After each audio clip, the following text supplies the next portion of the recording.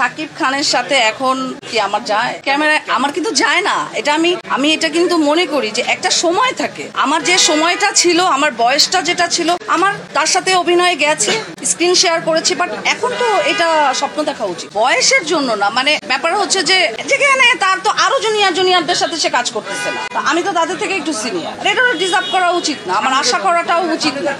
পলি এক সময় সুপারহিট ছিল, পলি দর্শক হলে টিকিট কাটতো, স্বপ্ন দেখতো, অনেক কিছু লাভ লাভ লাভ লাভ লাভ লাভ। একটা নায়িকার সময়সীমা এতদিন থাকে না, এটা যদি বলা হয় ভুল কথা। একজন শাবনূর আমার চেয়ে অনেক অনেক অনেক অনেক অনেক বড় সুপারস্টার, তাকেও তার আসন ছেড়ে দিতে হয়েছে। একজন মৌসুমী আপা ড্রিম গার্ল, মানে ওনাকে দেখলে মানুষ, আমরা দেখে, আমি যখন তাকে প্রথম দেখেছি, আমি মনে হয় আমিও তো একটা চলচ্চিত্রের নায়িকা, আমারও মনে হয়েছে ওনাকে ছুঁয়ে দেখবো, তার আসনও ছেড়ে দিতে হয়েছে। সো আমার আসনও আমাকে ছেড়ে দিতে হয়েছে, এটা দুঃখের কোনো বিষয় না, এটাকে মেনে নেওয়াটাই হচ্ছে সব থেকে বড়।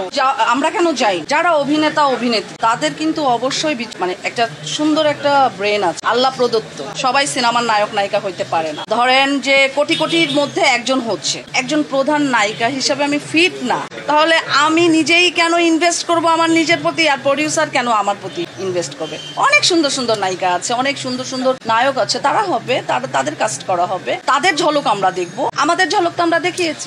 মানে এত রূপের ঝলক, মানে অঙ্গে অঙ্গে কি কি কি আসলে এখন যে বিষয়গুলি আমার কাছে খুব দুঃখজনক মনে হয়। একজন কোথা থেকে মেয়েরা আসছে, তারা খুব ওপেনলি নিজেদেরকে এক্সপোজ করে নায়িকা পরিচয় দিচ্ছে, কিছু বাইট দিচ্ছে, আবার অনেক জায়গায় দেখি যে কি জানি কার ওয়াইফ, সিদ্দিকের ওয়াইফ না কি জানি, মারিয়াম মিম, একে নিয়েও সোশ্যাল মিডিয়া মাতামাতি করছে, বাট সে তো নায়িকা না। আয়োজক কারা এটার ইনভেস্টার, কিসের বিনিময়ে এখানে ইনভেস্ট করছে, তা আমাদের তো ডাকে না। আমি তো কখনো প্রথম আলোর কি মেরিল প্রথম আলো ওই এটার তো ইনভিটেশন পাই, আমাকে কেউ কখনো দুবাইতে স্টেজ শো করার জন্য ডাকে, হয়তো বা বেনিফিটেড আমার কাছে পাবে না, আমি তো স্ট্রেট ফরওয়ার্ড। কোশ্চেন করেন তাদেরকে, আয়োজকদের, আপনারাই তো ক্যামেরা ধরে ওই যে ভাইরাল করেন, আপনারাই তো ওদের পিছনে ক্যামেরা ধরেন। কয়দিন দেখে দর্শক?